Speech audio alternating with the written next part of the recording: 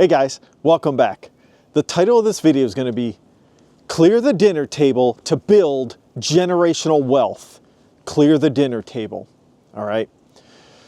So I've talked about generational wealth in a couple previous videos, and I've been constantly saying it's not what you leave behind, but it's how you bootstrap your children. All right. And in the previous videos, I've talked about how, when children are in their 20s and 30s, you can bootstrap them with, money for college or money to start a business or buy a house, right? If you can do that, if you're fortunate enough to do that, it's great, right? But it's kind of all worthless if you don't know how to pass wisdom and knowledge to your children, all right? And that's where the dinner table comes in, guys. The dinner table is something that's just overlooked, all right? And how I got this idea was my wife, she watches this ABC home makeover show that came back out or something like that, where they remodel somebody's home, okay? And I was watching the show, and they go in there and these people's houses, they got a bunch of kids, and it's just a mess. All right, and the dining room table is full of everything. It's full of the mail. It's full of, book bags, maybe somebody's art, whatever it is, right? Maybe it's somebody's work, right? People work at their dining room tables, okay, all the time.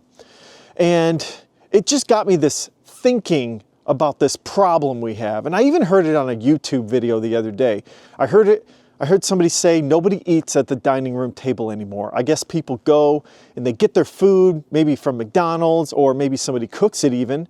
And then they go to their rooms and they watch maybe TV or tablets and they eat their dinner alone.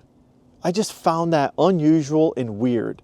That is not how I was raised. It's not how my wife was raised. I don't get it. Honestly, I don't get it. But let's talk about the dining room table and why it's important to clear it, okay?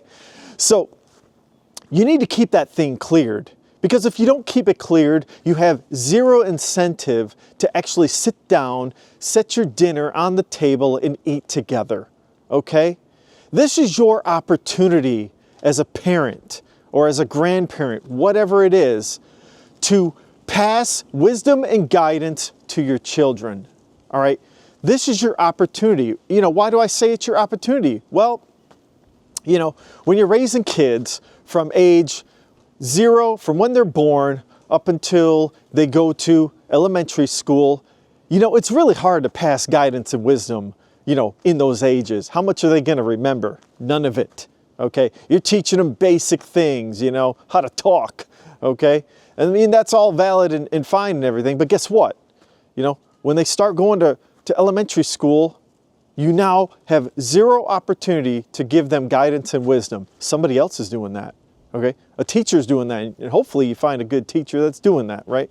I tell you what, my wife's one of them, all right? She's a good teacher. She knows what she's doing, all right? So you lose time there to provide guidance and wisdom to your kids, all right? So they get home, all right? Maybe they're doing a little bit of activities, sports, crafts, whatever, right? So you're losing opportunity there to talk guidance and wisdom, right? Your time to do that is at the dinner table, all right? You get your dinner, you settle in together, you talk about your day, maybe you talk a little politics, you talk about the world events, and even if you're doing it between parents, husband and wife, or spouses, whatever, even if you're talking with each other, your children are listening, guys. They're sitting there listening, okay? Whether it's arguments, whether it's building wealth, whatever it is, talking about school, talking about your job, they're listening. They're hearing you, okay? And that is the opportunity you need, and you only have from ages of 5 up until 18, guys. That's only like 13 years that you have with your kids to do that. All right, even this YouTube channel where I said, my number one goal is to provide wisdom and guidance to my children. Guess what? They may never come and binge watch my content. They may never do that, right? There's no guarantee there's going to do that. But you know what? I got the dinner table as my tool to build wisdom and guidance to my children, okay?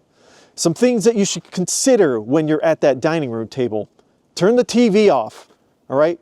You know, maybe every now and then, maybe you want the TV on because maybe you guys are interested in something, but for the most part, turn that TV off, okay? Focus on each other.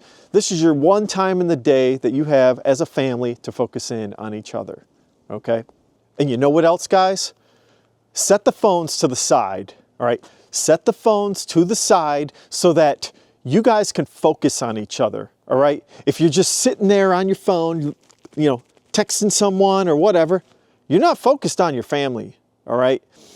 Set them to the side so that you can interact with each other and build a relationship with your spouse or your children, all right? They're going to remember this. You know, your kids are going to remember that you sat there and you were on your phone the entire time at the dinner table, okay? And then guess what they're going to do? They're going to do the same thing for their kids, all right? And then that generational wealth is going to dwindle and dwindle and dwindle. You don't want that to happen. So lock the phone away. Do what you got to do to get that out of the way, your phone and your TVs, okay? The reason why this is important, guys, okay, is because if you have the ability to bootstrap your children in their 20s and 30s, and if they don't have the wisdom to actually take advantage of that bootstrap, it's worthless. You could have $1 million and it could be worthless to them because they don't know how to use it properly, okay? They'll go out and they'll blow it all on, you know, 10 Tesla Cybertrucks, right? You don't want them doing that, all right? You want them to know how to save and build wealth. And you do that by teaching them at the dinner table, okay?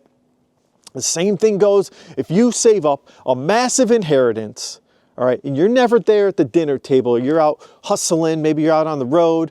You know, I get it. You got to do what you got to do to make money. But if you're not there to teach them guidance and wisdom, and you're just racking up tons of cash and wealth for them for when you die, it's worthless because they're not going to know what to do with it. All right, they're going to go out and they're going to spend it all because you're not teaching them wisdom and guidance at the dining room table. All right, so keep that thing clear.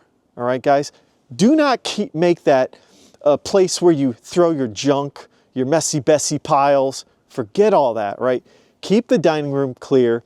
And just make it a place of refuge for you and your family to pass on generational wealth. That's what it's all about. There's this big, you know, movement and talk about generational wealth, and it's not being talked about in the right way. The right way to do it is at the dinner table, all right? No matter what, focus every day to make sure that you and your family and your children can sit down together and have a conversation together. Break bread together. You've heard that term, breaking bread, all right? That's what you got to do to build generational wealth for your children. Because if they're positioned with the knowledge from you, then they'll be able to take that knowledge and build upon it and build upon it and just build exponential growth in their career, in their finances, so on and so forth. So let me know what you guys think in the comments. You know, do you guys eat dinner together or do you get too busy? You know, I know that a lot of people, when their kids even get older, think about this, when they get older, when they're teenagers, they get even more busy. And so it's that much harder to sit down together and break bread together. So like that window of time, maybe from like when they're like 6 to 13, that's even a smaller window where you will get that time, right? Because when they get busy, it's harder to even find that time together. Everyone's busy, you know, people got marching band, football, soccer, volleyball, whatever, you know, dance, everyone's busy. So let me know in the comments below, you know, if you guys are realizing that this problem is harder to find the time to sit down at the dinner table. Let me know in the comments below what you guys think. And yeah, if you guys could, take a look at my previous video, and hopefully you guys enjoyed this tip. And everyone, have a great day. Thanks.